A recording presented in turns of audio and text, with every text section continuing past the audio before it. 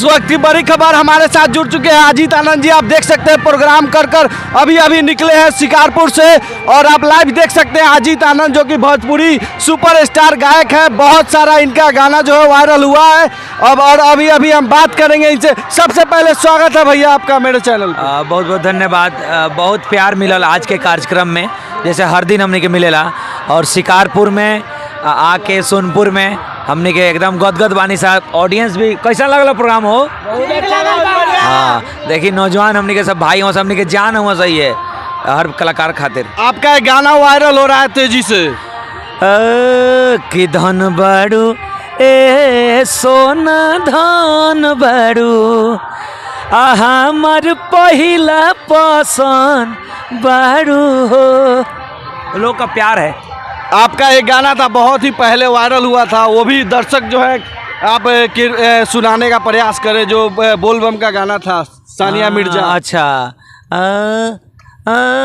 ए बाबा सानिया से शादी रचा दी और लगन में बैंड बजवा दी।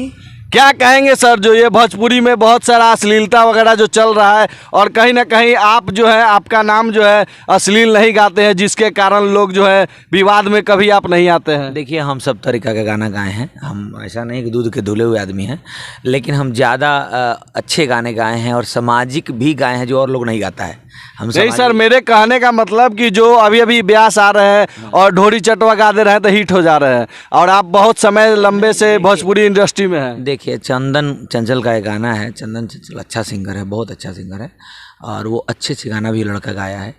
एक चल जाना, आप कोई गाना चल जाला तब चल गया पर ना होला। रोज ट्रेन में चलता नहीं है, कहियो एक दिन विदाउट चलनी होती नहीं धरा कोई नहीं बोलो नो तो वो है तो, लेकिन लोगों का प्यार अगर लोगों को अच्छा लग रहा है तो ठीक है, तभी ना व्यूज़ आ रहा है जी।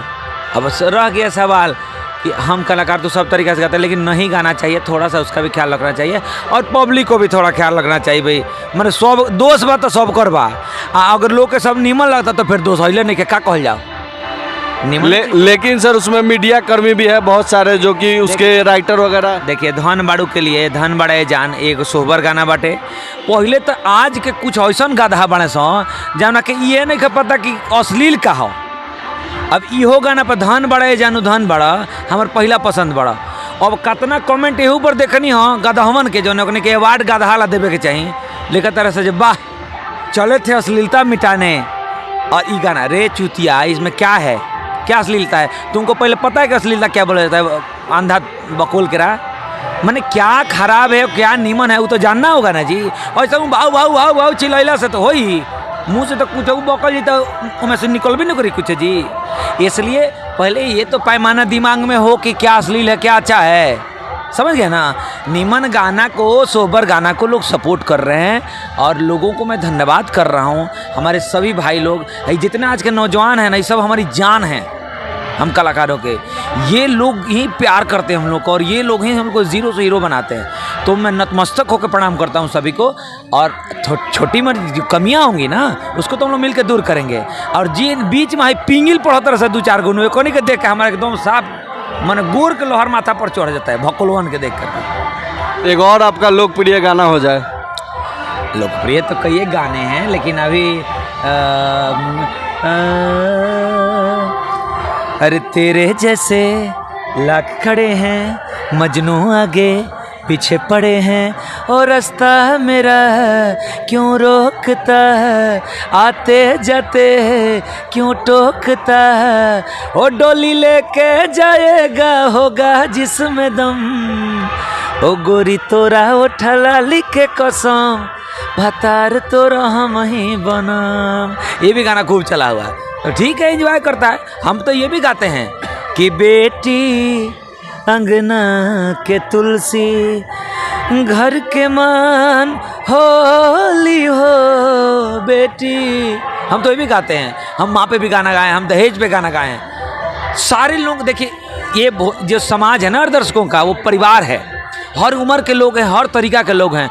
हम कलाकार हैं, हमारा काम है घर के मुखिया जगह होला नू कि सबके खुश करे के चाहेला अपन परिवार के साथ, वो हमने के कोशिश रहेला खुश करे के। सब लोग खुश होई कि ना हो ई कोनो जरूरी नहीं है। बस हमने के अपना तरफ से आप जितना बुझाता उतना ठीक करते नहीं सा। और त्रुटि हुई तो दर्शक लोग माफो कर दी, आगे चल के अच्छा करम सर। थैंक यू सो मच आपके न्यूज़ के लिए, बहुत बहुत धन्यवाद, सभी को प्रणाम। अंतिम बार सर क्या कहना चाहेंगे, शिकारपुर का जनता कहीं ना कहीं प्यार दुलार दी है कि तो नहीं? शिकारपुर की जनता ने प्यार का शिकार कर दिया हमारा, हम भी तो उनके प्यार के शिकार में पड़ गए और हमको बहुत अच्छा लगा।